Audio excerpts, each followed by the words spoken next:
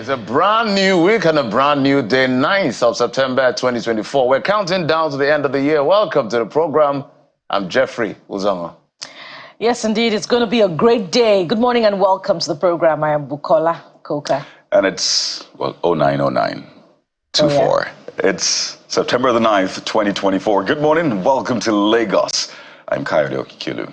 Oh, nice. I remember all of those numerologists who look at those numbers. What does it mean? What does it mean? Does it signify anything? Well, when there's a coincidence in number? Well, I think it does for some people, the alignment and all of that. But for the salary earner, it's just a countdown to when the salary comes in for them. It's just as simple as that. That is their own numerology, essentially. Well, the only correlation I can draw here is that it rhymes with 900 naira per litre, and it didn't quite change over the weekend, did it? No, that depends on where you buy it. Right. Some above 1,000. Well, some are buying for 1,200 naira per litre. 250 in some places. Here it can be as high as 1,300, depending on where you are in Nigeria. It's I was tempted to start on that note, but let me pretend that doesn't exist. Let me just talk about sports. Yannick Sinner winning the U.S. Open yet again against Taylor Swift. Fritz. I almost said it's okay. You'll go to one of our concerts very soon. Mr. Fritz himself, at the end of the day, America has to keep waiting for when they'll win their Grand Slam after many, many years at the end of the day. So I was wishing, since we had an all-American semi-final in one of the matches between Tiafoe and Fritz, it's going to emerge, one of them will emerge winners at this particular U.S. Open. But world number 1 has to be world number 1 any day, and world number 12 has to keep working hard. But congratulations to Sinner for, by the way, that name. You can't bear that name in Africa, Sinner. But congratulations to him. Because you watch tennis, right? Why did you have to travel all the way to the clay court in America, Jeffrey, when we can celebrate, Ademola Lookman, Victor Osimhen, and who scored the last goal now? Yes, because over the weekend. 3-0. They gave us something to cheer. And I think that's where we should have taken off from, Jeffrey. No, we can take off from anywhere. In the sense of patriotism. Yeah. No, people are patriotism for they said the last one. I've missed this, by the way. I tell you guys, I've missed the Bukola and Jeffrey show. Don't mind Bukola. So I know what Bukola is doing. It's incomplete. Perhaps she doesn't want to get into what she's not comfortable with, like tennis. Okay, where did they play? Is it clay or grass? Jeffrey, what's your challenge now, Jeffrey? Why don't you have any filter at all? but it's okay. We all have our, what makes us tick, what makes us talk. Jeffrey likes TikTok. You don't like TikTok, right? And I think it's just the same with sports. Even the football, Jeffrey, we had to drag Bukola into football. And it's doing good. Understandable. So it's you next now, Kanye. No, and I'm making a point. What do we have next? I'm making a what point. do we have for today? Now, Let's go to the highlights. She's been able to excel in football. So in a matter of time, Bukola would excel in tennis. They'll move to golf. She'll join me in golf. Okay, so you want to deploy me to... You're going to miss me on the brief if you deploy me to join Cecilia on the sports desk. Cecilia will be joining us later on the show, by the way. No, that's what makes you a channel's employee. You're all-rounder. So can move you anywhere, and you keep killing it. Bukola, you've missed us, haven't you? Well, yeah, to an extent. Next time you go on leave, you take us with you. Jeffrey, what do we have today? Well, I know you talked about the issue of fear. We're going to talk about that a lot today. It's still a big issue. The reason I just decided to cheer up, personally, just look for something that is brighter than the sorry state of our economy, is just for someone's mental health. Those of us who do the work, we're faced with this information day in, day out. And I can imagine what Nigerians feel. But hey, we will talk about everything you would like to talk about on the program today. And it's a full package for you. And what advice is quite simple. Stay right here on the morning brief as we bring you all the big, I almost said big problem, all the big issues. Well, there are problems. We find solutions to them and ways forward. It's as simple as that. Okay, so the very first thing, since Bukola is chasing me out with... let's get to the beginning of the show, what we got started with. Citizens have now been subjected to the twin dilemma of fuel scarcity and high price of PMS. Discontent and anger pervades the polity, accusing the government of being insensitive, while the president doubles down that it's a painful but a necessary decision. What options are now left for you and I as citizens of Nigeria. Well, that's not all. It appears that everywhere you turn now, there's something to lament about. Over one of them is insecurity in many parts of the country, from kidnapping, banditry to terrorism.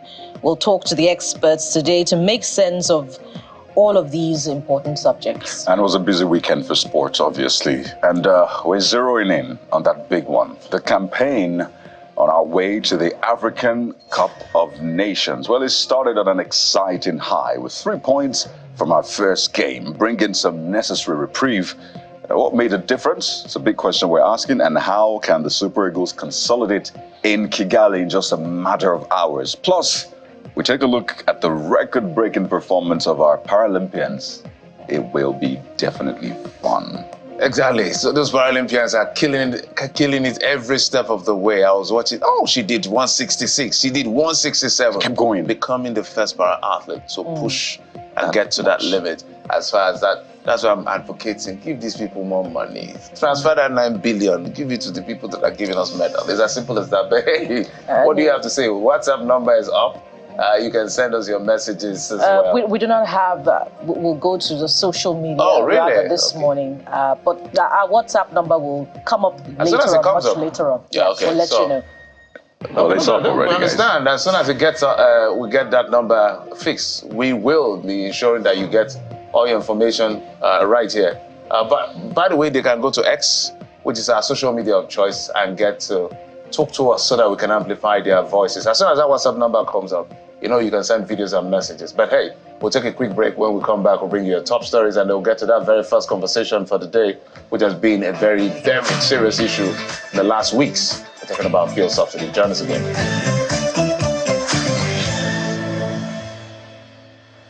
Top on the brief this morning is former Vice President Atiku Abubakar faulting the federal government's plan to increase value-added tax to 10% from 7.5% on some businesses from next year, 2025. Mr. Atiku believes the policy will deepen the domestic cost of living crisis when in a post on X, he describes the plan as a blazing inferno that will consume the very essence of our people.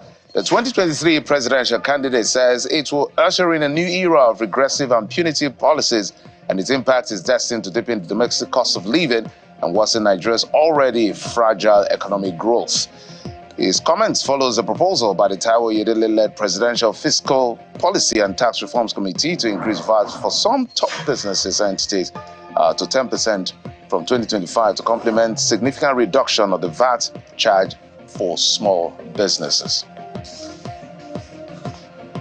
In the meantime, the Socioeconomic Rights and Accountability Project, SERAP, has given President Bola Tinubu 48 hours to direct the Nigerian National Petroleum Company, that's the NNPCL, to immediately reverse what it terms the illegal and unconstitutional increase in the pump price of petrol. In an open letter to the president, the rights group argued that the increase in petrol price constitutes a fundamental breach of constitutionally guarantees, a breach of the Constitution and the country's international human rights obligation. Besides making a case for the cheaper fuel, SERAP asked the president to direct the Attorney General of the Federation and Minister of Justice, Mr. Lateef Fagbemi, and appropriate anti-corruption agencies to probe the allegations of corruption and mismanagement of the NNPCL.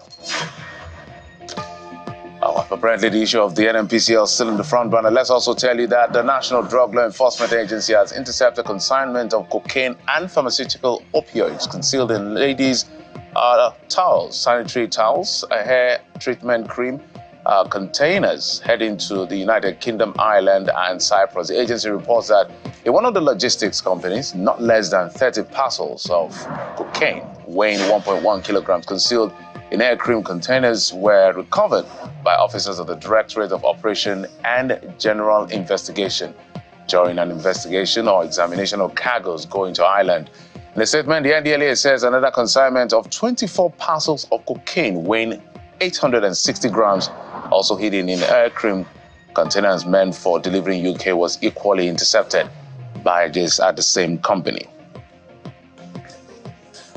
A suspected kidnapper's informant is now in the custody of the troops of 6 Brigades, Sector 3 Operation Wellstroke, who apprehended the subjects and recovered an AK-47 rifle and a vehicle in 2 separate operations. The informant, identified as Grace Marcus, was arrested for reportedly aiding kidnappers and criminal elements in the area. A statement by the Acting Assistant Director, 6th Brigade Army Public Relations Captain Olubo Bunde Oni says she was arrested on September the 6th following the abduction of one Malam Saidu at his residence in Vesa community of Ukum local government area in Benue State.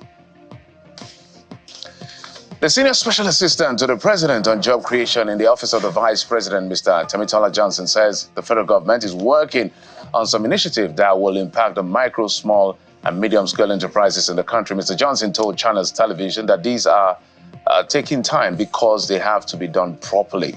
He also put out a word of advice to other Nigerians who have been given the privilege to lead the country. I am aware and involved in certain discussions, and I'm aware and involved in certain activities, whose gestation period will happen very soon. Things will be better, especially within the MSME ecosystem. Once you conceptualize something, it takes a bit of time for the results to be seen. You understand? It might look like we are taking a lot of time, but it is better we get these things done properly. You don't want to open the eyes of somebody that is blind, then all of a sudden you close it back. You are looking for trouble. So we have to get these things done properly. But I understand that timing is also a factor. And as for those that are leading, people like us that are leading, people like us that occupy this privileged position called by Mr. President to help him actualize some of his visions, we should actually do so. Do so in the sense that when you find yourself in a privileged position as this, you must understand that any other person could be occupying that position. You cannot remove politicking from government and governance, but it is striking that balance that is very key, basically. So if you do your politicking and you do not allow your politicking overtake the assignment you are given, then you'll be on your way to achieving success. Well, for more on that conversation, you can join Newtown Newsnight at 9 p.m. today on Channels Television. Let's move on to other story. Now, the death toll in the tanker explosion, which occurred on Sunday on the Agaje section of Lapai Agai Road in Niger State, has risen to about 50. The incident involved a petrol tanker loaded with premium motor spirit after colliding with a trailer truck carrying passengers, cattle, and sheep. 2 other vehicles, a crane truck and a pickup van, were also caught in the blaze, intensifying the devastation, as eyewitnesses attribute the accident to the bad state of the federal road, which has become a death trap for road users. Meanwhile, the Niger State governor has commiserated with the victims' families, describing the incident as unfortunate.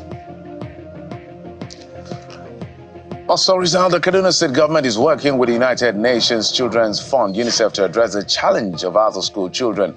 The latest partnership targets the enrollment of about 200,000 children back to school, a move the state government describes as a major step to reducing the number of out-of-school children in that state. Let's head outside our shores, where at least 3 Israeli men have been shot dead at a border point between Jordan and the occupied West Bank. According to Israeli officials, the gunman, identified by Israeli military as Jordanian Mahajazi, approached the Alembeil Bridge, crossing the Jordanian side in a truck, then got out and opened fire. Security operatives later eliminated the gunman, and the IDF checked the truck over for any signs of explosion or explosives. In sports news, Nigeria's Folashade Oluwafemi Ayo broke her world record in the women's over 86-kilogram para-lifting, becoming the first para-athlete in the history to lift 167 kg.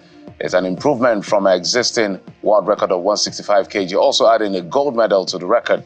The incredible performance from Oluwafemi Ayo takes Nigeria's overall tally at the Paralympics medal table to 7. A win comes on the heels of the Super Eagles AFCON qualifier match victory against Benin Republic. We're also super proud of Oluwafemi Ayo for what she did for Nigeria. Of course, 7 medals already, and we're still counting. Hopefully, we're going to get more if time permits. But hey, those are the stories we've been tracking for you in the last, say, 24 hours. Will form part of our conversation for today. Kaido joins me now as we walk you through some of the things you've been saying on X. So, Kaido, what are the things they've been talking about on X? Well, it's a 48-hour ultimatum that has been given to President Bola Tinubu by Serap. So, TikTok says the clock. And we'll walk you through this and other trending issues right now on social media. So, yes, Serap has given President Bola Tinubu 48 hours to reverse petrol price hike. So, counting from yesterday. I imagine that 24, I think. So we have 24 hours to go. So what are you saying about that? Let's take a look at what Robert Andrew has to say. Begins with a question. Reverse? I be make them take him back to 200 where he meet him. Essentially, if you translate this to English, it means how do you translate pidgin to English? Appropriately. You know, some things you shouldn't touch some things. You just leave them, but basically, this is a saying. Take it back to 200. Not reverse, but take it back to 200. Take it back. That's how many years ago now, Jeffrey? No, that's not how many years ago. That's less than 2 years ago. This fuel sold at that amount in, say, May 2023.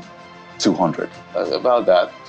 Let's just say at first quarter, second quarter of the year before the president. As soon as the president said subsidy is gone, everything went. You know what the funny thing is? It feels like that was like 4-5 under Buhari. I can tell you, it's just barely less than a year and a half ago. Wow. So let's just say before President Tinubu took over, fuel was that affordable, cheap, 200, and all of that.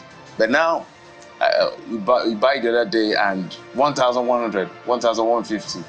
We don't know where it's going. Agbaka says 48 hours too much now. Waiting do 2 to 3 hours. There you go. Bamidele to resort to pidgin on this one. Right. It's really deep. Bamidele is next. That's Stephen. He needs 2 years to fix Nigeria.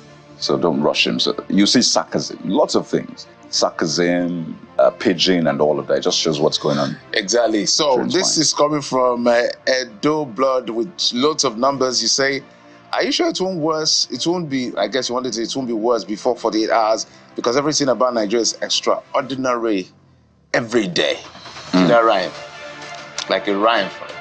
Well, it's good to see creativity from Nigerians, particularly in the midst of this. Exactly. And another issue tied to this conversation, Jeffrey, is Dangote refinery. Again, we ask, where is the Port Harcourt refinery in all of this conversation? But a lot of attention has been on Dangote refinery for obvious reasons. Rolled out products just a few days ago. But then we understand, according to reports, that Dangote refinery may resort to exporting PMS following what has been reported as NNPC's refusal to be the sole buyer of its product. Now, you need to understand when the word refusal is used. It's not as though it fell on the table of NNPC and NNPC said, no, we don't. Exactly, it's a business, essentially. But let's take a look at what Nigerians have to say about this.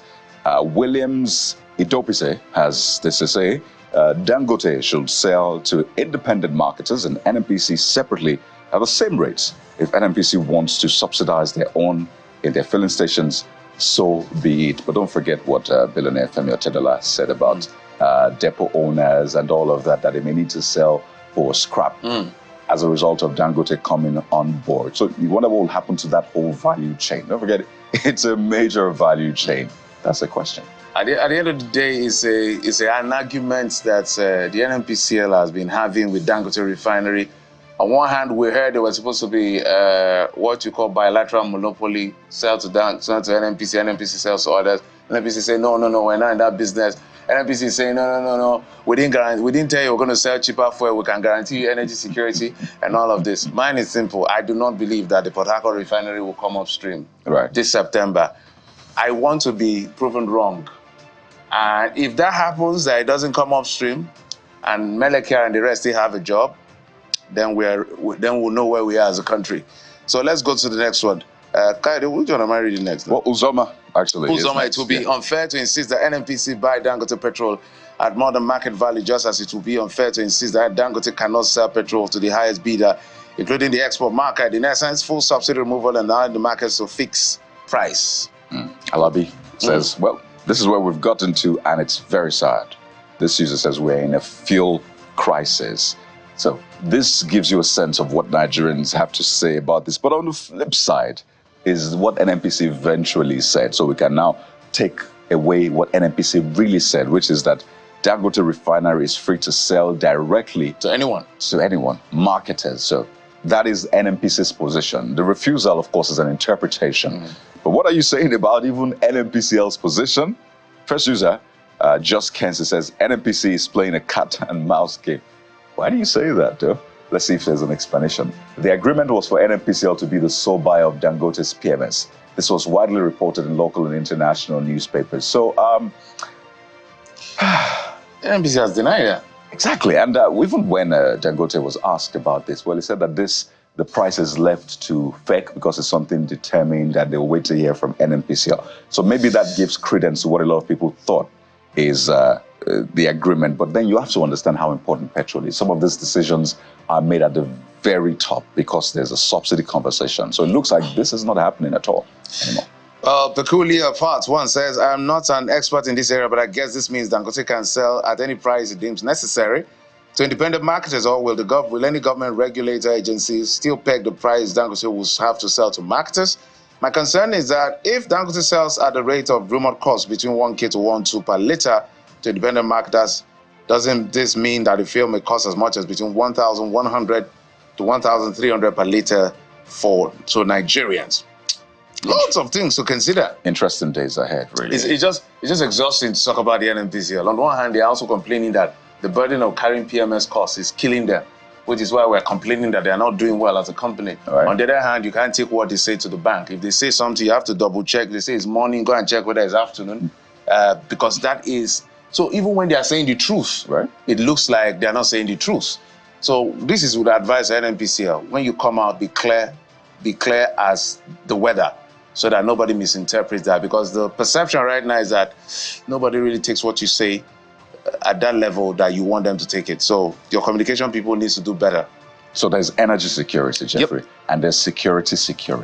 Of course, you may have seen that report that over 196 soldiers stationed in the Northeast and other active regions requesting voluntary retirement from the Chief of Army Staff. Well, that statement was put out on social media. You may have seen that statement titled "Approval for Voluntary/Medical Discharge Soldiers Batch 2 2024" and all of that. It's a statement that has been put on. But what are you saying about that? Well, this user, Omokogi, has this to say: I don't blame them. Poor remuneration, poor salary, outdated ammunition, no coordination, strict warnings to capture terrorists alive instead of terminating them immediately, and many more. Well, the military has put out a statement saying they are free to resign. But the reason alluded to across board, the military saying, no, that is not true. So admitting on the one hand about this resignation or whatever, but saying the reason is not the reason. Well, whatever it said, the people have a bet for 190-something people to resign for whatever reason in one fell swoop. It's not a good thing. Yeah. However they want to explain this out of whatever it is they want to explain, it's not good. It takes a lot to train one soldier. Right. One soldier in Nigeria, it takes a lot of investment to train a soldier. And now that we need them, they're leaving. I know they can leave for whatever reason, but we need to find out what exactly is going on with the military, because it's important for national security. Yaya Abba says more than 500 will apply for the job this year. That's how life is. Okay. Let's take a look at this one from Zayed, saying, I don't blame them. They want a better future too, since they realize this uses words that Nigeria may not be ready to tackle lingering insecurity. But we heard the military time and again say, well, we are determined to stamp out insecurity. Clearly, there are challenges, and I think these are the issues to bring to the fore and say, how do we resolve them? We don't need to hide from these things. They are very glaring to us. Okay. The issue of Pastor Jeremiah's miracle water soap under investigation, says NAFDAC. Remember the pastor, the prophet in Warri? That's right. in Delta State. From Delta State, Pastor Jeremiah has been a loggerhead with a social media influencer called Very Dark Man and all of that. So NAFDAC is saying, he has this water, all kinds of products that is said, miracle water, miracle this, that, and the other that makes miracles to happen, and is not, they say, is NAFDAC certified. Right. And there's a lot of controversy around that. So the case is in court, but NAFDAC is also saying they're investigating him. But the NAFDAC is complaining, according to what I read, that their investigation is being hampered one way or the other. So this is what you're saying. Tadi says Great news. There must be no sentiment in ensuring that only product that meets regulatory standards are circulated in the public space. Take a look at what Sensei Baldassare has to say on this one. How do you investigate miracle water? Oh, wait, let me take the one before that. Mighty. You can take Sensei. But Mighty has this to say. Waiting them, they investigate. We're resorting to pigeon yet again, which means what are they investigating? Yeah. Is it that difficult to identify any product without NAFDAC number? Jeffrey, reading through the comments and following this particular debate, so I'm proposing that can we have a national agency for spiritual items? Because people are saying NAFDAC is not well placed to investigate something spiritual. Maybe we have to, they need to create a unit in NAFDAC that investigates spiritual items, towel, water, whatever it is that causes miracles. Right. Let's go to the next one because of time. We are going to provide you with insecurity. That's coming from the Edo State governorship candidate, APC governorship candidate, Senator Mondo Pablo. He was at the campaign ground, and this is what he says. This is what he said. So take a listen to what he said that people have been reacting to. We are going to provide you with insecurity. I don't know whether he corrected himself or it's just a slip of tongue or whatever it is. So this gentleman, Senator Pueblo, we've been asking him to come, let's have a chat. He's the only candidate amongst the major candidate, permit me to use that word, that has refused to show up for a television interview of any kind. And here it is, whether it was a slip of tongue or it was, I don't know what happened there. Well, we want to believe it was a slip of tongue. Because nobody will say... Senator Shomole. I was at that point and just realized, oh gosh. What just came out of my guy's What mouth? just happened right now? So you could see he was trying to... Tap him. He had gone out already. Yeah, he had gone out. So, but I don't think anybody's going to be campaigning to provide insecurity. But hey, Nigerians are saying a lot about it. Kyrie, you have the first one. Agam Friday says, well, his promise to Edo State and his promise to the people of Edo State with insecurity must be rejected. If I may ask how the parties conduct their candidate screening. So again, we want to believe this is a slip because this is not in his campaign manifesto promise and all of that. We've not seen a promise to provide insecurity. So these things happen, whether or not he corrected it. Have you seen his campaign manifesto yet? I haven't seen it yet. I haven't seen it. I would like to get it. All right, Tommy says, Edo people, the choice yours to make here is your governorship candidate promising you security plus the current economic hardship, then what will be left of the poor citizens who don't have money to buy their protection? So I know this is political season, so if you make this kind of slip, the opposition or the other party will make a feast out of it. But I want to believe it was, I'm not speaking for him, but this should be a slip of tongue. I don't think he's going to be making promises to kill anybody or providing security. But ours is simple. Come to, let's have a chat, okay? What are your plans? Beyond going around at the campaign ground, what exactly are you going to do for the people of Edo? We've had the PDP, we have the Labour Party and other parties coming out to speak what they will do. I even asked Senator Shomole, I said, when are you going to bring your guy? So let him come, let's have a chat together. And just to add, Jeffrey, pardon me, that Mercyland, that's the church in question, the church of Pastor Jeremiah. Pastor Jeremiah has also put out a statement regarding that, saying at no time did he try to use the NAFDAC number and all of that. But this is quite a long statement. You can catch it across board. But just to give you that side. So does that mean the products don't have NAFDAC number? Well, you know what? Stay with us right here on Channels Television. All of that will unfold for you. Oh, okay. We'll be right back. Join us again. Well, that was quite a conversation with the men, right?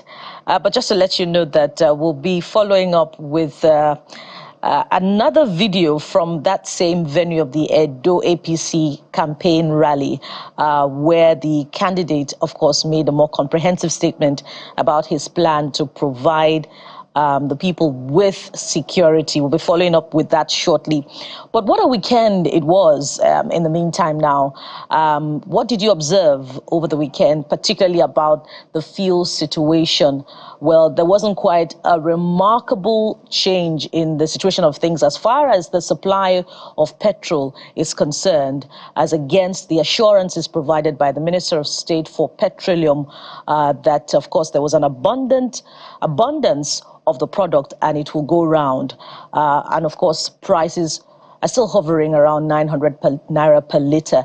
So We're going to be looking now at the expectations of Nigerians as far as the release of the product from Dangote is concerned, and what pricing will look like in the coming days and coming months. Joining us to have this conversation is the chairman, Energy Transition Study Group, group of experts on gas, UNECE, and he's also a consultant, House Committee on Power, and CEO, Saptree Limited, Mr. Olabode Showumi. Good morning and welcome to the program, Mr. Showumi. It's good to have you. Good morning. Always a pleasure to be here. Mr. Showumi, can you hear me? Yes, good morning. I mean, it's a pleasure to be here. All right. So we're going to start with pricing, particularly because Nigerians are, profoundly expectant about what it would look like. The product now coming from Dangote refinery. What are the factors that will determine the pricing of that product, especially because we know that AGO is being sold to Dangote is being bought rather from Dangote refinery in dollars. So situate this within the context of what the PIA provides for and how this will determine the price of petrol. I think first and fundamentally, when it comes to energy, be it power, be it oil and gas, be it renewables, one of the things that we owe ourselves as citizens who want improvement, who are part of the Nigerian project, so to speak, is to be a bit knowledgeable about the facts. And, when you talk about to the average Nigerian and you say the power sector has these issues, they'll say, no, I don't care, I just want power. It may sound nice, but it's also entitled, but more importantly, it denies people the ability to put critical mass of pressure on the right place so that there can be improvement. Now, to the specific questions that you asked, now what are the parameters for determining the price? It should be understood that because Dangote is a private business, the cost of him producing vis-a-vis the cost of him selling is a private company decision based on their own policy. It is different from a government entity like, say, NNPC, who has an obligation to develop. In other words, they're a developmental organization, kind of, so to speak, because they are government-related, their primary purpose may and may not be profit.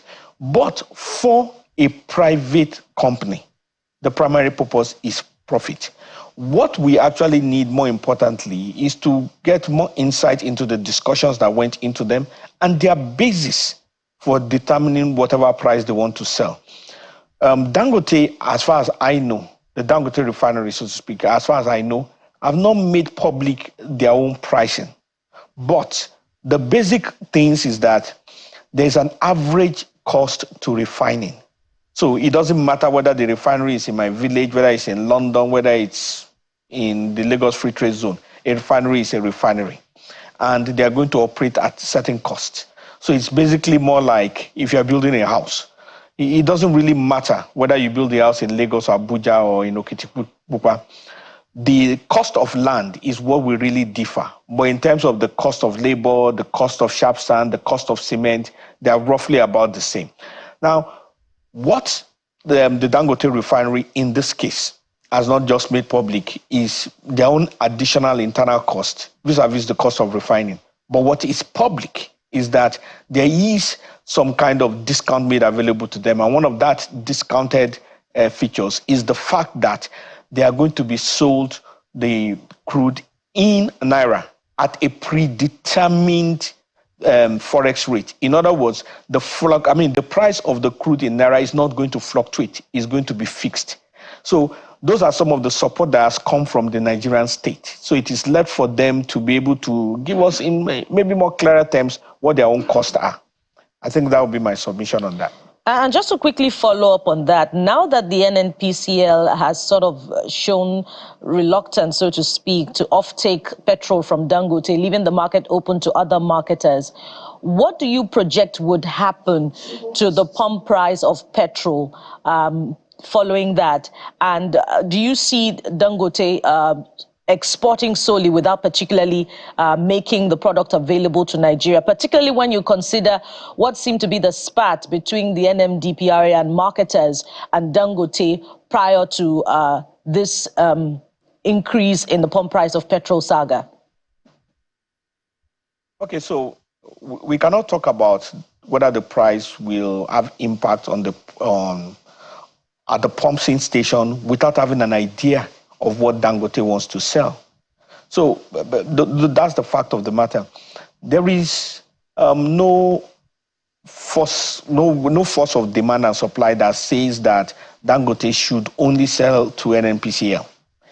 It should sell to people who are willing to buy. And if indeed Dangote, as he himself has said, the Dangote refinery should be seen as a national project, then it is incumbent upon him and part of his own social deliverable to see that he sells his product to Nigeria. However, he is not obligated because business is not necessarily a moral persuasion. If he chooses to sell abroad, that is his own prerogative and that is his own decision. But it now means that those who are responsible for the Nigerian state, which in this case will be NNPC, which in this case will be government, which in this case will be the institutions of state, have to now look for an alternative other than the Dangote refinery to meet the need of Nigerians. Or better still, they will have another round of negotiations with him. But what is key is that at what price is the Dangote refinery willing to make available this finished product to Nigerians? I think that is the more substantial question here. Right. I hope that we're not in the middle of a game right here, and it's just like ping pong. We're being tossed here and there. NNPCL, Dangote, government, the regulators, and Nigerians are just looking, where do we get the information from, particularly because we're in the midst of a major challenge. I mean, people have described this as a fuel crisis with the scarcity, the pricing, and all of that. So I want us to establish something, then move on to other things. We've said that the Dangote refinery is a private business, right? The NNPC Limited has said, well, we have a $1 billion stake, at least in this thing, in any way. And on the flip side, we always say that this is meant to be a national pride, something that the nation should protect and own at the same time. So we've had other businesses that you can just approach and say, can I see your rate card? Or how much do you charge for this? Yes, it might be privately determined, but it should be publicly available. So isn't it a straightforward thing that we should at least know, okay, how much is it going to cost? It's as simple as that, just as though you're asking for the rate card of a business or you're asking for the pricing of an item. The price is the price. So why is this being withheld in the first place? And why does it look like they're playing Nigerians, well, as like a game, literally? NNPCL is saying this when we had thought that this was what was going to happen. So the pricing, and then are we being played right here, Mr. Shomi? Well, business is always a game. I don't know why we think that business is not a moral persuasion. It's basically a push and pull between the buyer and the seller. In this case, they're selling a product and they're also selling value-added services that are related to it. One of the reasons why a lot of things is not public is because they don't want to, I mean, it's part of the game, that is the gamesmanship that is going on in there. But that is not really what should be critical to Nigerians. What, to my mind, should be critical and where we should focus on is what is the cost at which Dangote is willing to sell, and is he willing to sell to Nigerians? Because to my mind, if NNPCL were to be the sole off-taker and only off-taker, it will still be an opaque negotiation between them.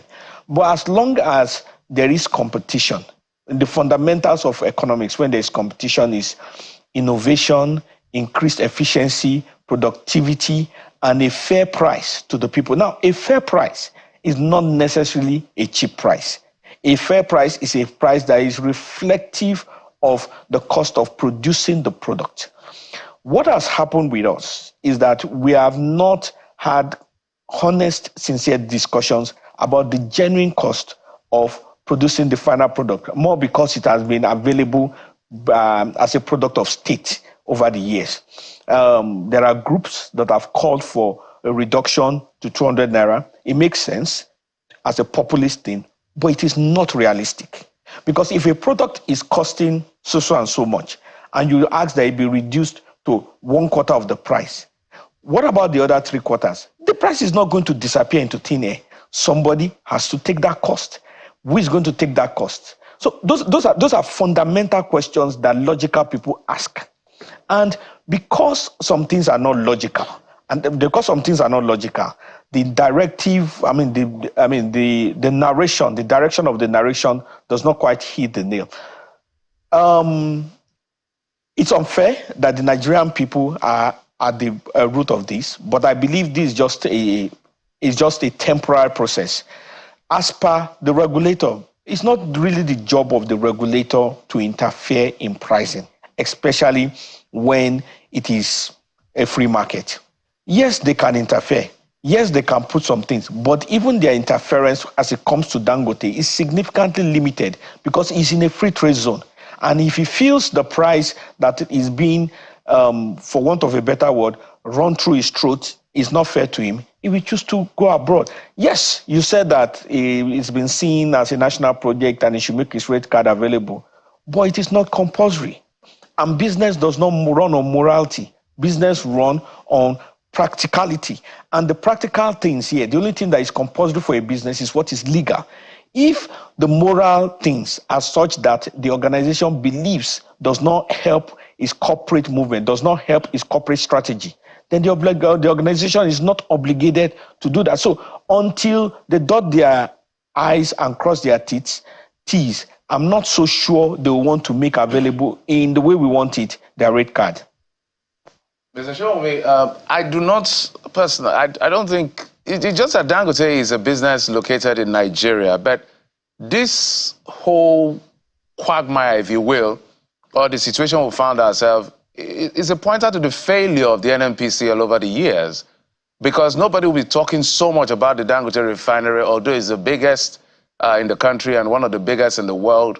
If all our refineries were working in the first place, which was, the responsibility of the NNPCL, by now we should be talking about an additional refinery, not relying on Dangote refinery as the only refinery that is functional in this. So what we've seen over the years is a situation of these antics of scarcity, whether it's deliberately done or hoarding starts, and citizens get desperate. We don't see petrol or PMS, and suddenly we start seeing trickles of PMS, and people are so desperate to buy. And when they are desperate to buy because survival has kicked in, the prices go up and don't come down.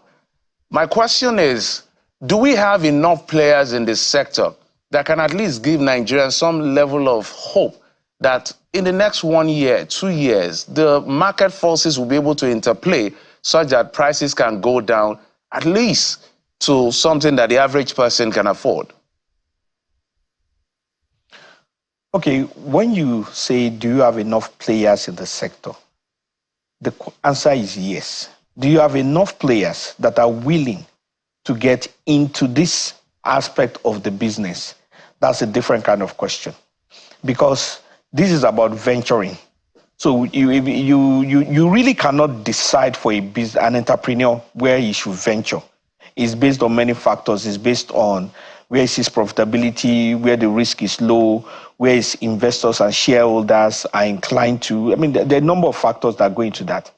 The second part, which is probably more important, is the fact that this is not a short-term, it's not a short-term investment. No, is it a short-term decision kind of thing? It involves significant capital investments. The investments we are talking about here is not the kind that everybody brings out of his back pocket and starts the business or takes out of savings. No one person has that kind of savings to just run the business. He needs other shareholders to be involved in. He needs people to be aligned along that decision, and it takes a while. So if we are looking at what will be of impact on the short term, which is basically the discussion for Nigerians, there's not much we can do now. The best that can happen has to do with what is happening with NNPCL, what is happening with Dangote refinery. And part of that realistic expectation is this. Dangote refinery completed mechanical operations of its work sometime in 2023. And it took almost 12 months later for the first set of distillates to come in. In other words, even as a private organization, when they completed their mechanical work, they took this while. And please note that this is standard across board. So one of the things that has happened is that NNPCL just completed mechanical work for even the Port Harcourt refinery December last year.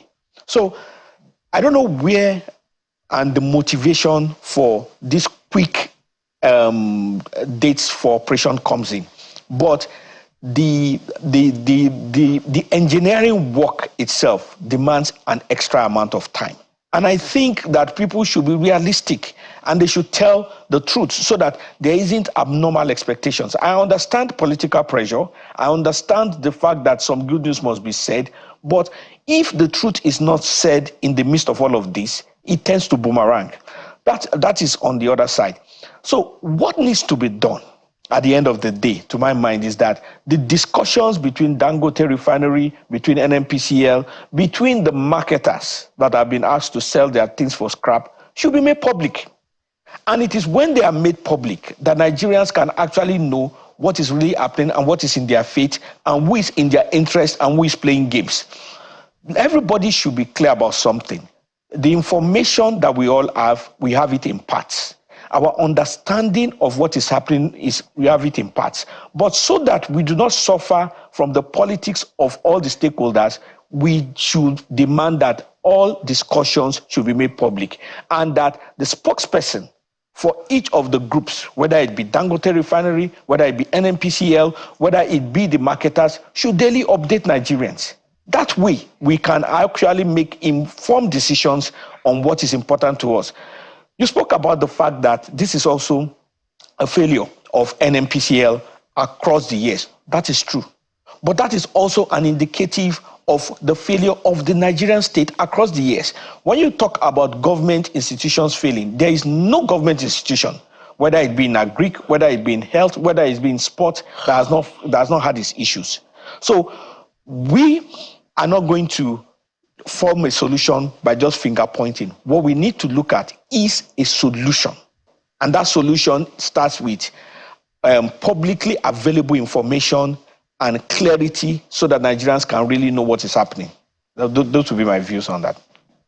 Now, Mr. Shomi, in the absence of players in the market that will save us from this dire situation in the next 2 years, what we know, particularly from players in the market and the government, is that the price of petrol is determined by, the forex, the value of the naira against the dollar. So, are we looking at things taking a turn for the worse, or perhaps a bigger adjective, beyond the worst now that I cannot immediately think of in terms of pricing of petroleum products in the next few months? Because the naira to the dollar currently is above 1,600 naira.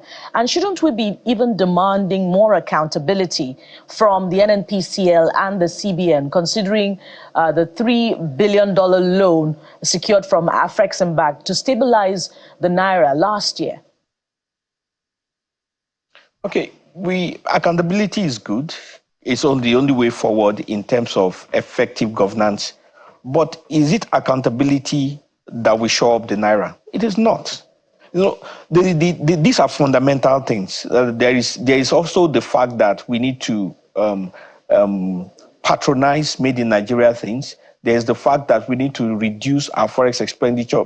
And I'm not an economist, please don't get me wrong, so I'm not going to speak to all the fundamentals of macroeconomics or microeconomics, whichever is the case, or monetary policy, or whatever is the case that is impacting all of this. But my point is that it is a different discussion.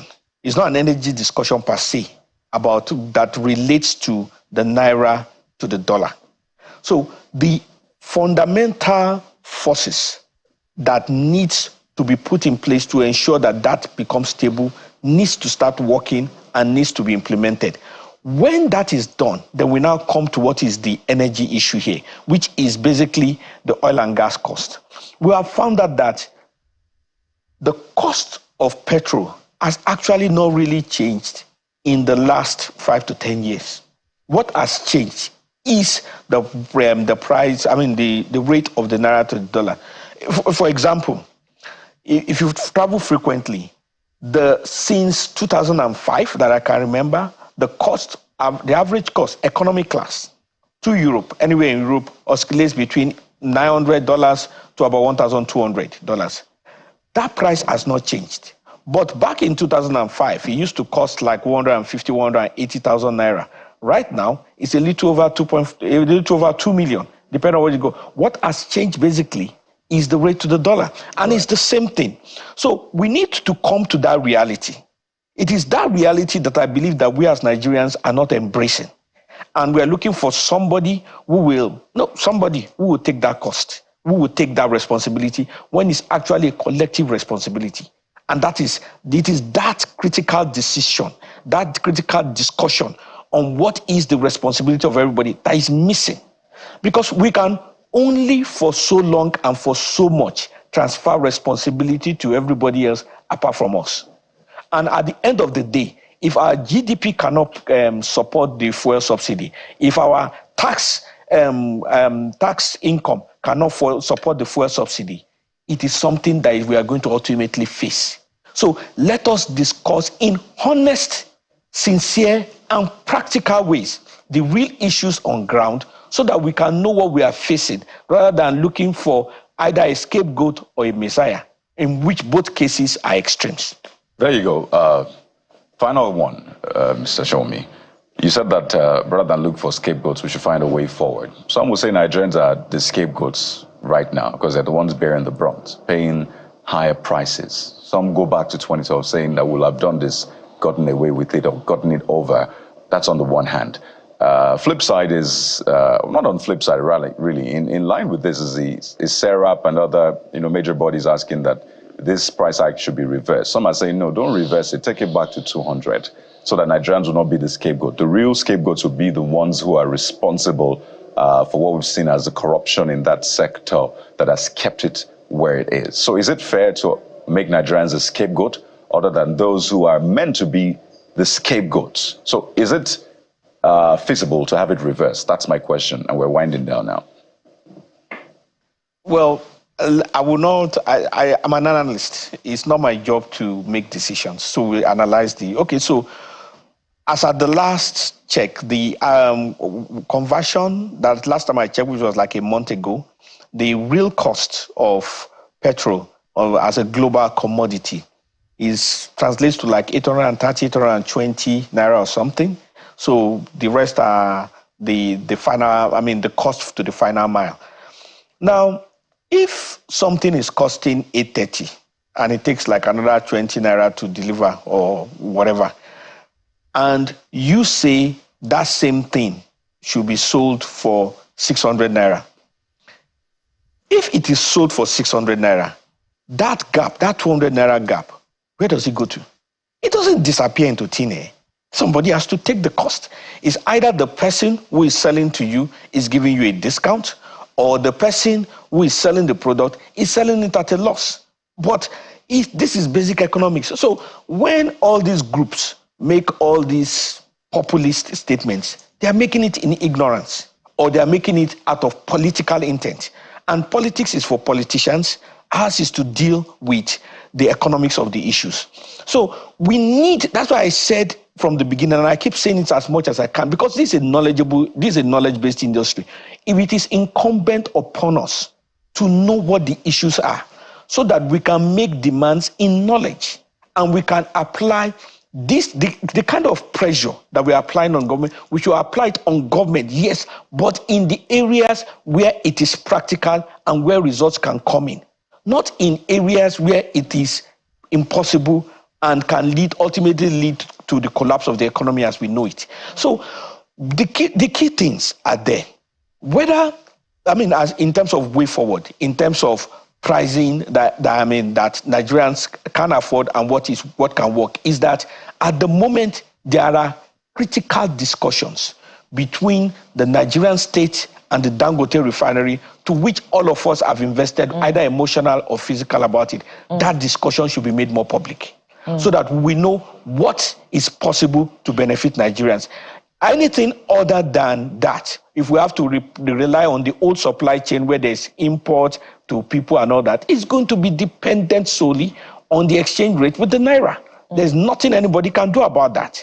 So it's a discussion that we need to get practical about. And whether everybody that is responsible for some kind of education in Nigerians, whether it's the National Orientation Agency, whether it's the Ministry of Information, whether it's Radio Nigeria, whether it is the NNPC Public Affairs, needs to be making in small capsules in local languages the fundamentals of how this industry works to people so that people can get informed. Sometime in 2000, I think it was 2008 or so, when there was the in 60 the seconds global now, meltdown. Mr. Show me. 60 seconds. Yes, in 60 seconds, yeah. When there was the global meltdown, in Australia, every issue and every step that the government was doing was made available to that even the village man could understand. People must understand what is happening so that they can make informed decisions. Well, Mr. Showmim, Nigerians are certainly not unfamiliar with these issues, and they have no choice but to embrace the realities that you talk about, but perhaps they're groaning and unable to embrace it fully and asking for price justice. But we'd like to thank you very much for your time on the program. We've been talking with the Chairman, Energy Transition Study Group of the NGA, member group of experts on gas, UNECE, and Consultant House Committee on Power, Mr. Olabode Shomi. Thank you so much for coming on the program. Thank you. The pleasure is always mine. And from here, we'll turn our attention to another matter equally important. It's about your safety and security in your neighborhood. Stay with us. We'll be right back on The Morning Brief. Well, let's talk security now. We've talked energy security, but let's talk about the bigger security. And we have joining us on the program this morning Mr. Dixon Osaje, who's the Managing Director at Breeze Protection Services, a security analyst, is right here with us in our Lagos studio. And joining us via Zoom, Mr. Abe Agiole, who's a former Commissioner of Police, Kaduna State, joins us via Zoom, as I said. Gentlemen, good morning. Welcome to the Morning Brief. Thank you for having me. Good morning. Well, I know there's a lot of conversation around state police now. States have been given deadline to submit their proposals. Let's get this done once and for all. Looks like that's what government is saying, but I would like to get your thoughts on this, Mr. Osaje. You were in the military, and there's been this report about the resignation of almost 200 soldiers from the military. Yes, the army has spoken about this, saying they are free to resign. This is not an issue and all of that. But you were in the military. I don't know if you resigned voluntarily or you just had to focus. But what is the modus operandi, and how does this usually hit the military, essentially? Well, for me, I think that shouldn't be something new because I voluntarily disengaged 2003 during the time of General Martin Luther Agwai. My voluntary discharge was approved. That was 21 years ago. And I didn't have any issues about that. And I think then the state of insecurity in Nigeria was not this bad, you know. And my commander was asking, why are you leaving? We have a motive to go for some engagement overseas. But now we've seen a lot of soldiers disengaging from service. Most people might think they are highly demotivated, or perhaps they are afraid to engage terrorists, or perhaps they are tired. But one thing we need to understand, or the public needs to understand, is that the military service is voluntary. And during enlistment, they let you know that it is a voluntary service. No one is forced into the military, and no one can be forced to remain in the military, because when you force people to remain in service, then you are putting yourself and your operational capability at risk, because one or two persons might want to sabotage your effort if you don't let them go. So the military should let them go, and you know, soldier go, soldier come. That is the balance, you know, in every given time. So I think those who have put in resignation, perhaps they know the reason why. I don't know. Some might. Sometimes there are medical discharge. You know, for example, you have been injured in the battlefield, or you have, you know, some mental issues or psychological issues. The military will let you go instead of them to suffer any operational error. So it's not an issue at all. Well, it's not an issue. The the statement that has been put out. It's titled Approval for Voluntary/Medical Discharge Soldiers, and then puts the number at 196. That is a lot. I mean, 2, 3, 4, but almost 200. Doesn't that raise a red flag? And you talked about the security situation then and now. Some have alluded this to the kind of equipment these people get, motivation, remuneration, and all of that. Do you think that it's a coincidence to have this much and it's something we need to dig deeper? Or just let it fly as, okay, this happens, let's move on? I remember my time when the signal came and I saw the discharge list. I think we were about 167. That was in 2003. Bordering both medical discharge and also voluntary or honorably discharged. I came out honorably. You can see I'm not I'm medically fit. So if you talk about these numbers, I think the Nigerian army or the Nigerian military or the government is investing a lot in training, area of training. You can't train a soldier for this long and you have them in numbers going.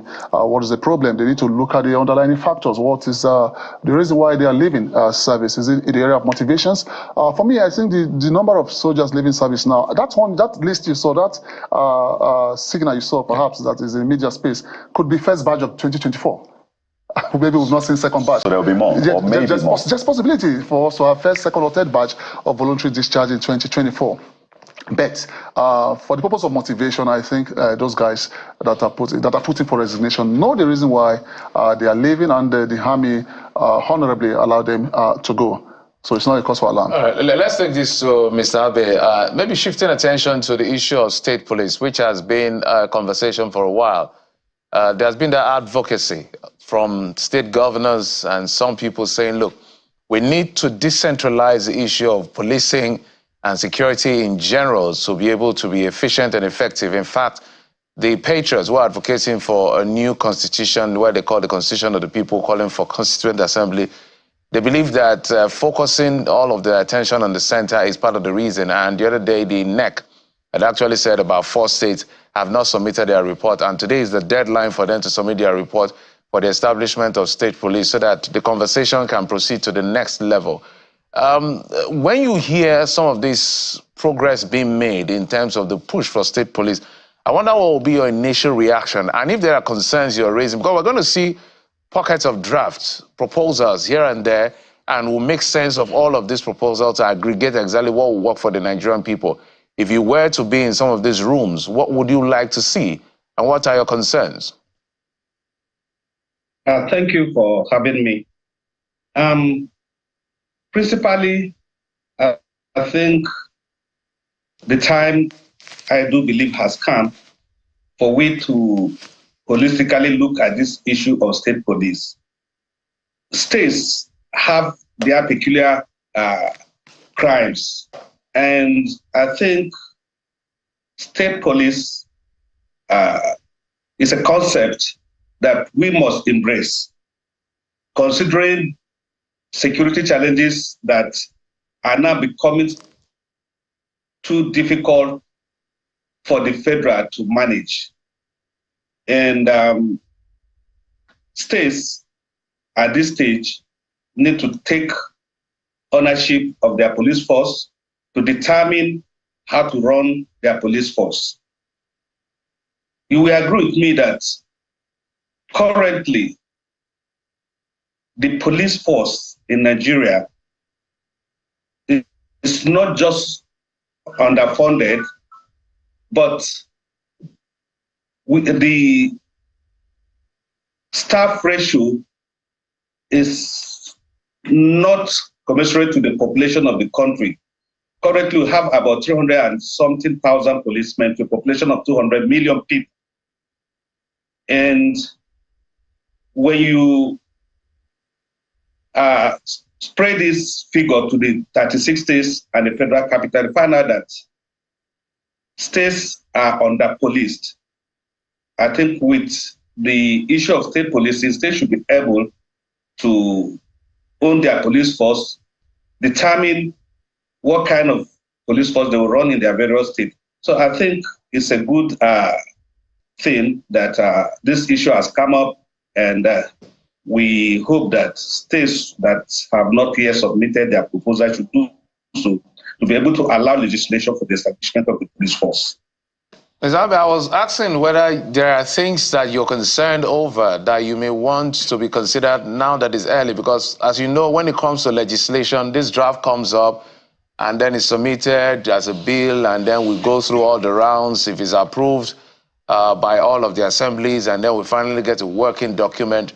So going through that round, if there are mistakes have been issued from the very beginning that were not spotted, this is a good time, which is why we have public hearing. So I would like to hear some of your own concerns, because we know sometimes that even the police authorities themselves, like the IGPs, sometimes really are not very comfortable with the issue of state police, and they have their reasons. Yes, the concern by the people, and honestly, I share that concern too. The issue of the relationship between the police force and the state, how the state is going to manage its police force, because at this stage, you find out that he who pays the piper dictates the tune. And we have the fear is that some state governors or governments might mismanage their police force, and this concern should be addressed through legislation during the drafting of the laws for establishment of the police force. We should holistically ensure that police force in these states are insulated against unnecessary interference by the state. As soon as this is done, I think we are good to go. Let me bring it to the studio now and follow up on Jeffrey's question, perhaps, and hopefully putting it in proper context.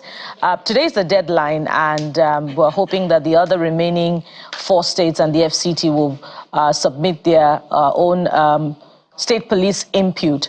But what do we expect as the federal government continues this process of restructuring?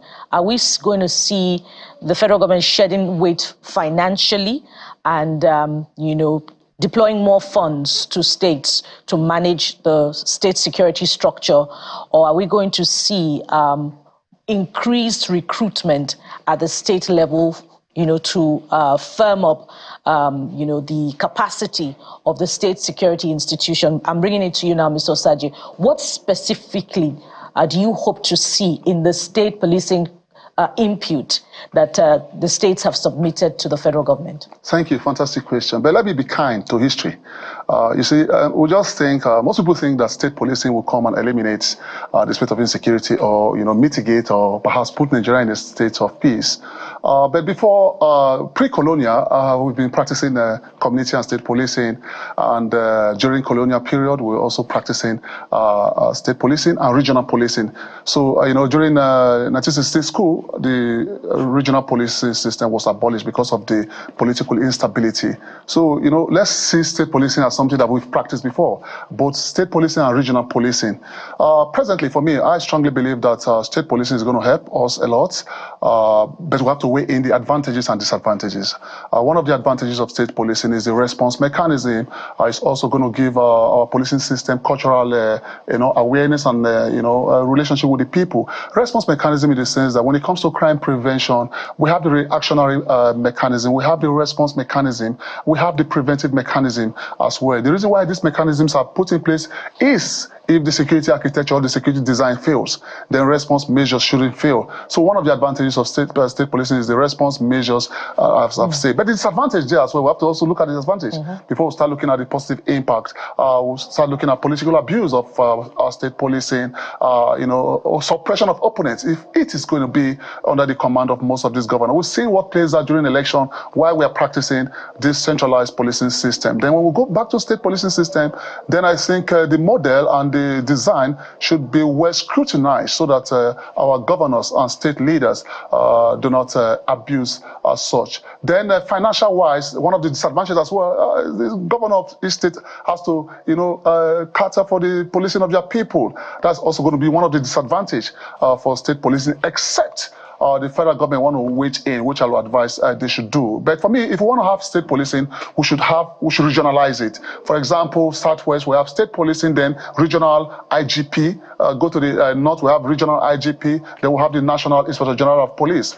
That alone is going to assist in the area of crime prevention, because in all honesty, the time is right now. So we're expecting that the federal government will shed those weights of, overseeing the police institution to regions, or maybe to state governors. Yeah. I expect them, because let's not just make it state policing. We have to regionalize it, maybe Southwest region. Like pre-colonial, we have the region, it's been regionalized. It was regionalized during the colonial era, before it was being abolished in 1966 due to consistent military coup. So I would strongly advise that they should bring the model. Let's say the model, let's say the template. Let's look at the legal structure of the state policing. Let's look at the administrative structure of the state policing, and let's look at the operational structure as well. If we have this structure in place, then we'll be confident to say, okay, the state governors, they are capable, or they'll be capable to, manage state policing without suppressing their opponent and without using it for political gain. So I want us to be kind to Nigerians, right? Exactly. This is not the first time we've approached this matter. Okay. In fact, some have said this will not be the last time, but let's stay hopeful on this. And my question is quite simple. What is different this time around? We saw this during the Buhari regime, or the Buhari government. Let me use that one, because it's under democracy. And it fell through. In fact, the president himself, in an exclusive interview with Channels Television, said he wasn't a fan of state police. And we saw how states eventually voted on it, how it just fell through in the whole, constitutional review process. So my question is, what is different this time around? It will still go to those states that will eventually, in fact, don't let me skip ahead. Let's imagine it is even put in this whole constitutional review process before it then goes to states to vote on it. What is different? Is there anything you see that is materially different that we should say, okay, let us look in the direction of the state police and expect something, or just focus our energy, because we don't really have a lot of energy and the luxury of it in Nigeria. So let's focus our energy on something else that we know will work. That's my question to you, Mr. Saj. Well, if you ask me what's most important, is accountability. And I talked about response earlier on, because sometimes when an incident transpired, maybe, for example, in Lagos State, for example, the State Commissioner of Police perhaps will want to take order from the IGP for him to respond to such incident, or for him to take such order. In all honesty, to crime prevention, time and speed is very important when it comes to time prevention. Each time you delay is going to cause damage. So you think something is different this time around? Yeah, it's going to be different. Just a second. I want to bring in Mr. Agule Abe, because, of course, this is his own primary constituency. So, Mr. Abe, do you see anything different materially? I made that point earlier on. We don't have a lot of energy and resources to expend. We spent a lot of money the last time. So do you think anything is different materially that will push the needle in terms of state police this time around? Yeah, I think there's a lot of things that will make a difference. Let's look at when incidents occur in states and we begin to wait to take orders from the federal, from the center. The state takes immediate action and gives directives for the police to wade into these issues. So we now have a narrowed time of response. And then secondly, you find out that the state understands its own peculiar crime, and building a police force will be done around these particular crimes in the communities. So I think a lot of difference will be made in terms of quick response to approaching security challenges. And also we'll look at the issue of funding. I normally want to believe that the states, out of the book, there's already state policing in Nigeria, because I was a commissioner of police, and I know that the state plays more role in funding the police than the federal. And it does happen right now. I'm in Taraba State, and I will tell you that His Excellency, the Governor of Taraba State, Dr. Abu Kefas, contributes much in seeing that the police functions in Taraba State. And so I think when the police now becomes the property of the state, I think we will see a robust policing system in the state. I think when these laws come into play, I think there will be a lot of differences compared to what it is now. All right, Mr. Abe, I'm going to bring this question to you in the studio as well. But let me start with Mr. Abe. There is the ideal and there is the reality. So let's work with the reality. In government today and even in the past, we have governors who are megalomaniacs, of excessive love for power.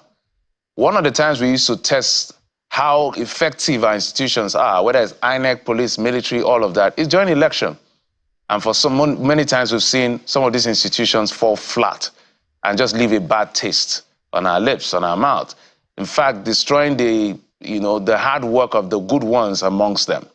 So I think it will be being clever by half for us not to think that these governors are not going to use it for oppressive and all kinds of reasons. So what the conversation should be now is, how do we strengthen the institution like the police, the individuals that will run this police, who are already policemen now, who will be added to the force, so that they will serve the Nigerian people, not the governors.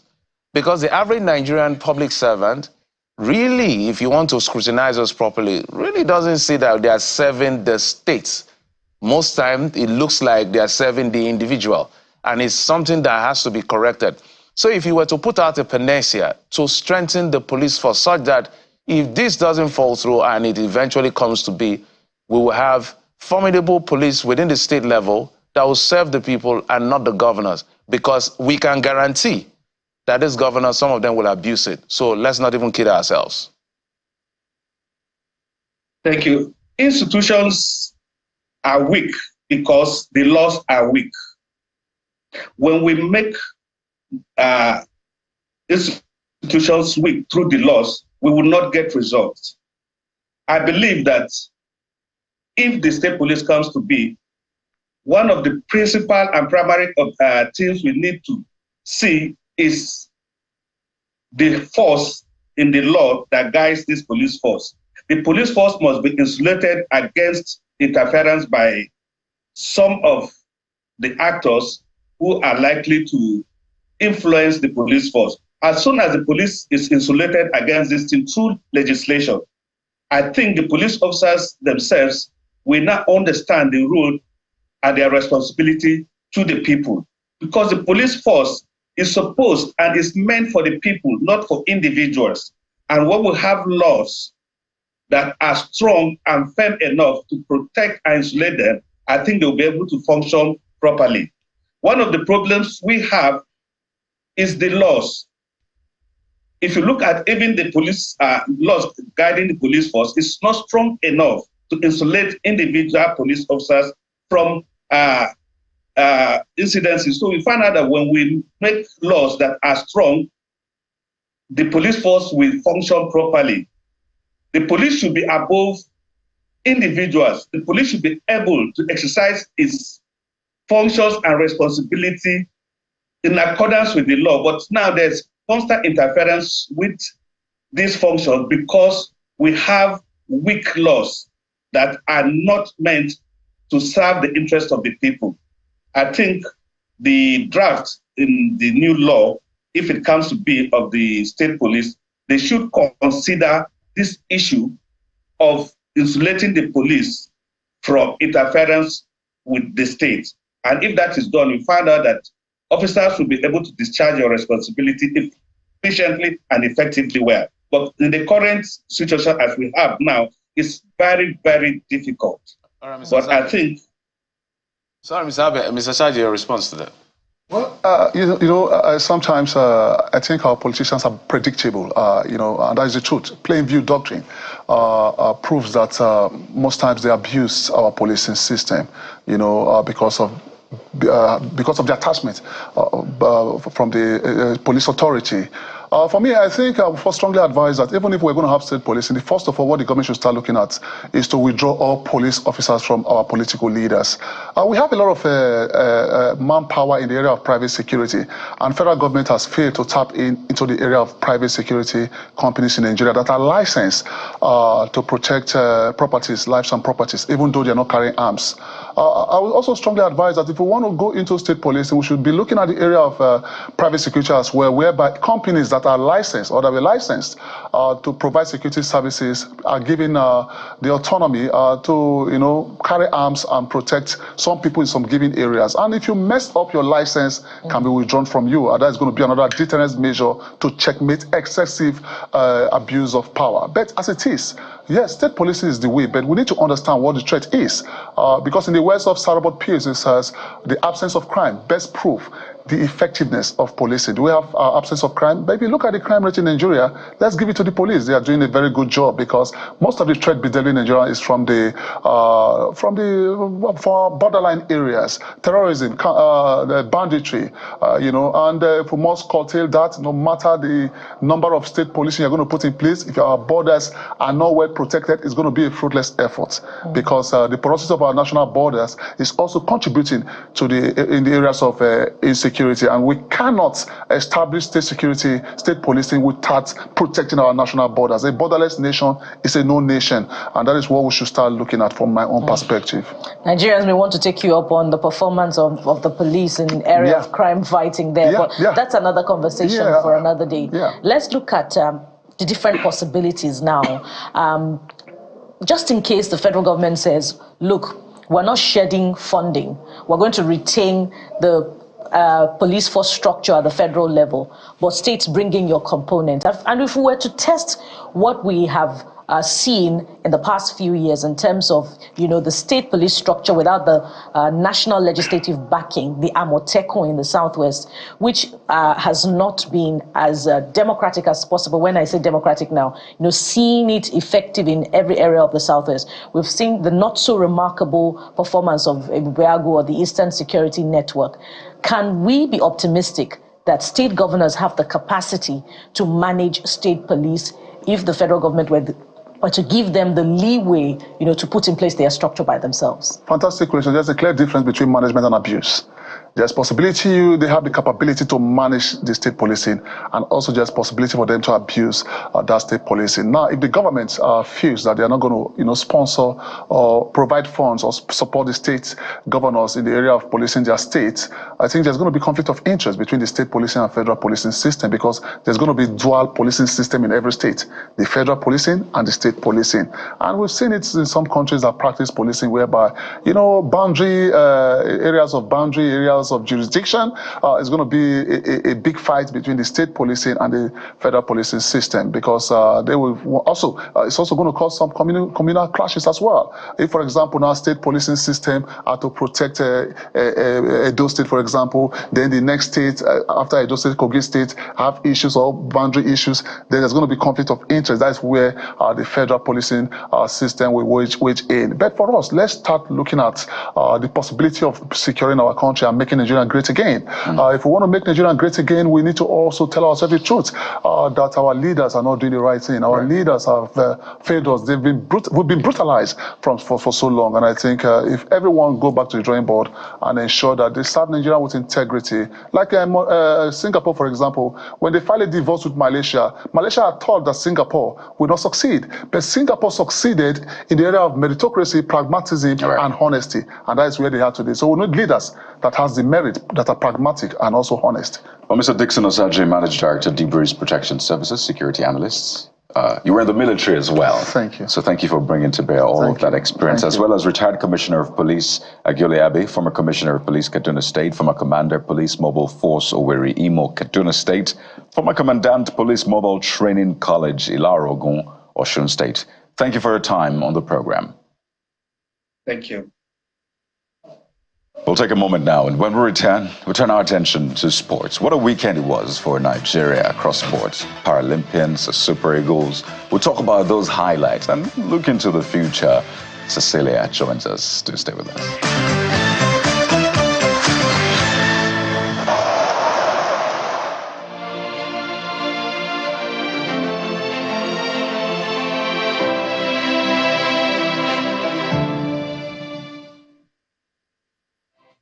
is great. I think it's something that we believed in. I think we had some doubts from your side, as always.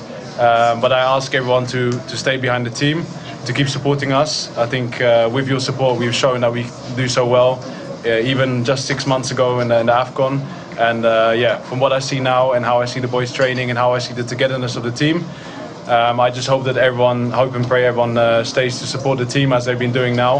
And I think we'll continue to be on a good course.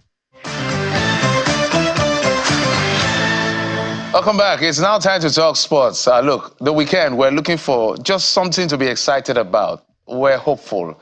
And finally, the Super Eagles gave it to us. 3-0 against Benin Republic at the Godswill Akpabio International Stadium in New York.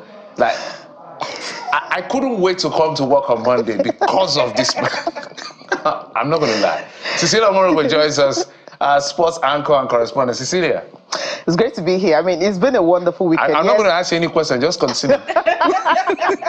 Yeah, you know, from the fierce scarcity and everything surrounding Nigeria, you know, sports usually is just like a breather for all of us. So Saturday started on a very bright note, from the Paralympians in Paris to Super Eagles, and of course the Four Cornets wrap it up. And even Sunday continued, another good medal for Nigeria in Paralympics. So it's been like a wonderful weekend for everyone in Nigeria. But first, to start off with the Super Eagles, of course, they were the ones that Paralympians started it earlier, but we started with Super Eagles football.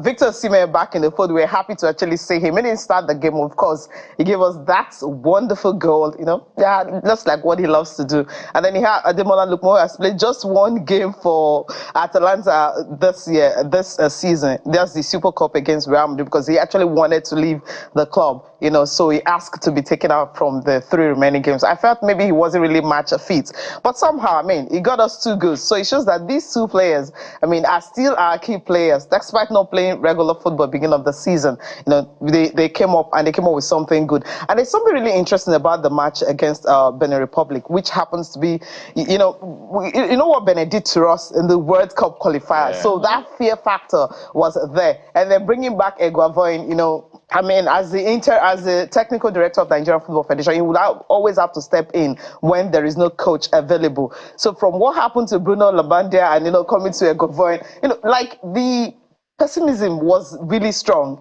And then what happened? The 4-3-3 formation worked for us so well, and the 3 goals, and that was a joy for us. And I love what Eguavoin said after the game, which was that he said, with the kind of squad we have, and if we have this positive mindset, we can always win games, and we can play good football and also win games. And that comes to the mind of when Finidi George, the 2 games he was in charge. Yes, we didn't have the full complement of the players. I think maybe that was what went wrong, because having Trust Ekong back in the squad, having Victor Osimhen back in the squad, and Tawa Awoniyi and those other players who were injured, all of them back in the squad, we saw a different Super Eagles on Saturday evening in New York. We can talk about the big names, yeah. But there's a guy I want you to talk about. Everybody did their part. Bruno Yemachi. Yeah. Where was that guy? Where has he been? You know, we talked about sometimes when you have the full complement of these guys, everybody around, so everyone seems to play better. I think that's the only thing I would take away from this squad, because there is no one who is out. Like, you have everybody around, so you can actually, you know, play with your formation. You can start to play any tactics you feel like, because you know anyone that is coming in will be a natural replacement for the person you're taking out. Do you also think that the timing of changes that Eguavoin did also played a critical role? I think so too. You know, when the didn't start, I was like, what was he trying to do? You know, like, I had this fear factor. I mean, this is our best DM. But what he did, I mean, when he brought him in, and then the guys he brought in, he will be, you know, Victor Osimhen, Chukwueze, who sometimes his head is somewhere else. You know, when these guys, you know, I'm sorry about that, but sometimes Chukwueze is a fantastic player, but sometimes when he's in the zone, precisely, and sometimes he's absent. But then I think that also, you know, gave us those goals. And I love the fact that the hunger, I could see the hunger back again, and that's really what I want to see. We thought after the Nations Cup that hunger was going to continue, but there was just this lacuna, this period where what's going on? But now I think we're back on track. Well, Cecilia, it's all about sustainability, all Yes. of this excitement. We want to see it in the match with Rwanda and the other qualifying matches. But speaking of Bruno and everything else about this match, many are saying that, it's a Guavon that should take credit for it, that why didn't Pesero, bring in Bruno during all of those matches? Apart from that, they're talking about the synergy and the camaraderie between Guavon and the captain. And, the favorable comment from the captain also, that this is a coach that we understand. So is this a campaign now that Guavon should be retained? As I mentioned earlier, he's just there on interim. Guavon is the technical director of Nigerian Football Federation. So his position, whenever there's a gap, he will have to fill in that gap until, precisely, until a coach comes in. Because as head of the technical committee, so you know that, yes, this is the opposition. You have to fill in whenever there's anybody. So if NFL decide to say that, okay, we don't want him to remain in that position, let him switch over to a coach. Remember what he did when he stepped in at the Nations Cup also. I felt, I don't know about other people, that we play our best football at that Nations Cup, not this one, the previous Nations Cup, where although we crashed out early. But if you check the 3 games he played at the group stage, I mean, Super Eagles were scoring goals. For the first time, we could now, after a long while, we could see that they were scoring goals. But apart from, against Tunisia, yes, I mean, we lost that one at that stage. But if you look at the games he played, he was able to utilize the strikers he had at his disposal. Osimhen also wasn't at that Nations Cup. He was injured. So he may not have everybody around, but he was able to utilize the players he had at his disposal. But his sin, according to Nigerians, was when he failed to qualify Nigeria for the World Cup in Qatar. Knowing that most of the players who came to play against Ghana some of them were not even at that Nations Cup. Some of them were brought in few days to the game. So that synergy wasn't really there against Ghana. I'm not going to cut some facts for him. But he's on his way to redeeming himself now. Is it really redemption? I don't think so. He stepped in. So he wasn't appointed as a coach. He stepped in to help. I mean, it was few days to Nations Cup when the other coach was sacked. And it was when Genegro was sacked. And he was asked to come in to steady the ship, and which he did at that time. Right. And then after that, they appointed a coach and he had to leave and go back to his position. So it's not like a redemption. He comes in to step in and help. So whatever he's able to do at that time, we should be grateful that he's taken the position and also doing a good job. You know what Trust Ekong said about? He said he's like Guavon is a family to them. So as NFL head of NFL technical committee, so obviously he knows most of these players and they see him regularly. So that's why I felt okay. The family is back, in the squad. Sissy, let's defer to the Constitution of the Federal Republic of Nigeria. Section 145, sub 2. Now this is talking about president and vice president. Okay. Says that in the event that the president is unable or fails to transmit the written declaration mentioned in the subsection within 21 days, the National Assembly shall by a resolution mandate the vice president to perform the functions of the president. Yeah, that's Nigeria's constitution. And that's politics, right? Right. But this is football. So what they're asking, what they're asking is, should the vice president just take over? It's been over 21 days, guys, right? Since we have he wasn't the assistant coach. I don't want to get involved in this to anybody. He's just, I know. I get what you're saying. Yeah, it's just on the lighter note, but it was good to see the match, Osimhen coming in after all of that drama that he went through. So it was sort of like a redemption for him. I don't know what you imagine he's going through, the feeling he's experiencing right now. By the way, Nwabali also did a great job saving us. General was planning to be the weapon fashion against us. And he didn't prosper. I talk about a lot of people preparing to lambaste Nigerians after the Labadia matter, pun intended here, but it obviously didn't work out. So all in all, is this something we can build on? Should we keep the squad? I know that Guavon Mata is another one entirely. So should we keep him and maybe capitalize on this? Because we still have the World Cup qualification, which is in a limbo right now. So should we just stick with this winning team, in quote? I think that's a question we want to know. Obviously, we're obviously staying with the winning team. But the technical team, that's a big question I can't answer for NFF, because they drafted in 2 coaches from the league side. You have the coach of Remo Stars in, and also, of course, the coach of Rangers also in. So these 2 coaches are the assistants. You had a Guavon also coming in, right? Now, will NFF decide to? It's just one game. And we've seen what the Super Eagles can do. if they have that positive mindset, I'll still use Eguavon's quote again, because that's where the factor comes in. Sometimes you see the players playing at team. If you remember the game against Ghana, the only person who was hungry on the field was Osimhen. The others were playing as if there was nothing at stake. So when you have a team like that, what happens? So if they all decide to play football, because we know, yes, you got the players that can actually do this, and it's just one game. Will you actually use one game to judge, oh, because of one game, he's a perfect for Super Eagles? I don't want us to be accused of favoritism here, because aside Super Eagles, there's still the Falconets. Yes. And they've been doing well. I'm seeing the scoreline and I'm thinking, is this basketball or football? There is that. And then there's the Paralympics. But let's quickly talk about the Falconets. What's going on? It's like we're on a rampage right now. I think it's the loss to Germany. They saw what happened when they lost to Germany 3-1 in that second group game. And the coach decided to say, okay, you know what? I've got strikers. Why not put all of them in? And that's what worked for them. And of course, Chiamaka Okuchukwu, who, you know, she could have maybe 10 or 6 chances, and then she'll miss like maybe 9 of them and convert one.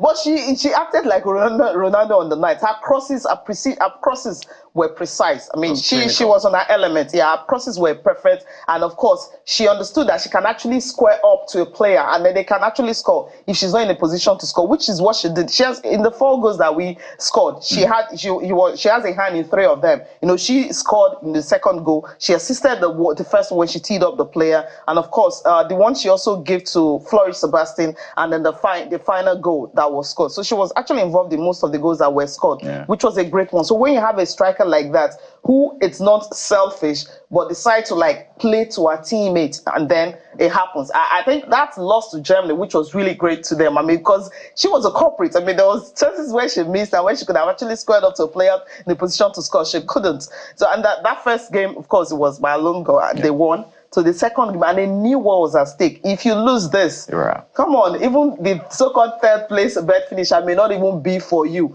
And of course, it was South Korea did to Germany, and then beating Germany, and of course, we're super proud of them, man. Let's stay with the women. The women are just making us proud. Look at what Oluwafemi Ayo did. Yes. Look, everybody here knows that when it comes to Paralympians, I'm advocating for swapping of the money. If it's look at they her. Want to look give at you her. More medals, 167. Yeah, she killed it. And Let's go. This has never happened before. That's a This is record. the first time a para athlete has done this for Nigeria, giving us gold medal, breaking our own record. Making Nigeria, Nigeria will heal thee. I almost said Rise Cup at the podium. So amazing feat for this lady. So it's an incredible record. And so we're super, super proud. Look, don't you agree with me that we should give these people more money? Yeah, that's where I'm coming from. I said it before because I felt that performance should also count. I mean, the sports that gives you more medals at international competitions, more money should be pumped into it, because it simply means that if you harness that particular sport, all the medals you're looking for, you will get it. I mean, if you look at, you talk about women doing a spread. I mean, you had 9 men and 14 women going there, and of all the medals won, the 7 medals that we won, only 1 man won. That's the table tennis, which was really a great one. For 24 years, we haven't won a medal, in table tennis. And of course, Isa Ogunkole did that for us in the men's singles MS4. So, and that was the only man who won. The other 6 lower your were by volume. women. Lower the volume. I don't lower it. Sissy, the volume is loud. Lower it. Off your mic. The 4th spot, the para athletics, the badminton, power lifting, and of course, now these are the stats. Okay, I lower my voice, but you're saying the stats, right? My voice is lower. The stats is too loud. The stats is still loud. Just take a look at it. Look at the names. I mean, see all the names. They're all female, right? From Flora to Iyechi to Esther, Bosse, Flora, Miriam. So I think this the only name this has worsened my case now. So should I move from Olympians to Paralympians now to women Paralympians? Is that what we should? We could also talk about the fact that it's the development aspect of the Paralympics that is giving us the medals, whereas we have spent billions of naira on the actual Olympics, and we're not getting the actual result. We're giving 12 billion, right? And of course, 9 billion was meant for the Olympics, because you have, of course, more in numbers, 88. Let's and then this one, they are just 24. Let's that's the question I asked, because we have 24. Like, China won overall. China had almost 300 athletes, so they won 220 something medals. Right. So it tells you that if you put money, if you put more people into it and they go for qualifiers, because you have to qualify, which is number one. So if we spend time and money qualifying athletes for these events, you obviously have more athletes going. How do you have 24 athletes going?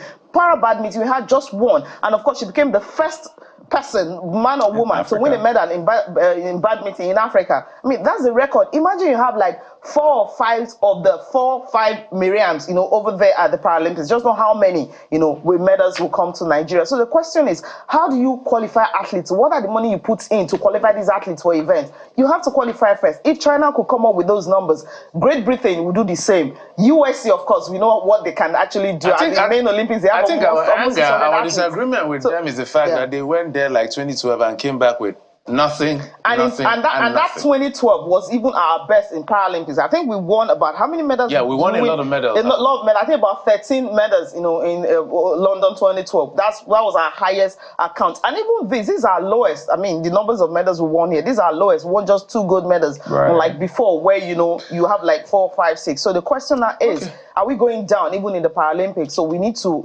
ask that question. Down with medals to come home with, not down without medals. Just a quick one. Yeah. We need to commend her. It looks like she was carrying the weight of Nigeria. Nigeria.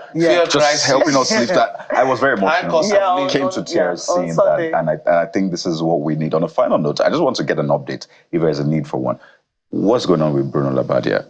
The NFF couldn't pay the tax, and so that's it. They wouldn't agree to that. The question was, they were supposed to pay 14. They were asked to pay about 20% or 40% of his tax in Germany, which wasn't part of the initial 30-40% of the tax. Yeah, so which wasn't in the initial agreement. So obviously, which wasn't in the initial agreement. When at the time they agreed, the announcement was made according to a statement released by NFF, not from me. At the time the announcement was made, because we saw the email at 5:30 a.m. We woke up in the morning and the email was he's been appointed. And when we read that, okay, an agreement has been reached with him. But later on I think it was Thursday, and we heard that what's under the bridge? But is that what we should believe? That this is not a matter of corruption about no. That's a certain percentage of his salary. That's not true. That's not, because why would they want to do that? We know what this clickbait, what it does to people and everything. I don't know if they can sanitize the social media, for us to sieve the news and then the fake one. Cecilia, we have to investigate even more. Don't worry. Yeah, we're not alleging anything. But things happen in Nigeria. Yeah, and this is not the first time it's happening. Yes. And we hope it is not. And things have happened in FIFA. Yes. Things have happened with... Because I think if it wasn't about the tax, will NFF we just categorically come out to say, this is it? Yeah. Okay, so we're still hunting for a coach. Cecilia Morogwe. Obviously. Cecilia Morogwe. Section 145. So give her the job, right? We've got Rwanda. Allow me to call your name properly now. Cecilia Morogwe. Okay. You don't want to go again. Sports anchor and correspondent right here on Channel 7. Thank you so much for coming on the program. It's a pleasure being here, always. As always. So, guys, I did tell you that I'm super excited. I was waiting for today to talk about this sports, and finally. And just to provide context to the fact that the video by the Edo State governorship candidate of the AAPC, he actually now, explained himself further when he talked about it will give them insecurity that caught attention of the media, and everybody latched on it. So just to be clear on that. Well, that's it on the program. Thank you so much. Wish you a very beautiful day ahead. I'm Jeffrey Uzama. And we hope that we'll stay excited in the coming days, particularly this week as the Super Eagles play on their remaining qualifying matches. Keep it locked here on Channels Television, and we're sure to bring you all of the updates. We'll be back again tomorrow. I am Bukola Koka. And we're supporting all our athletes, whether it's under 20, the Falconets, the Paralympian Super Eagles, whatever sport you're in, we're here for you. I'm Kayode Okikiolu. Sunrise Daily is next. Goodbye.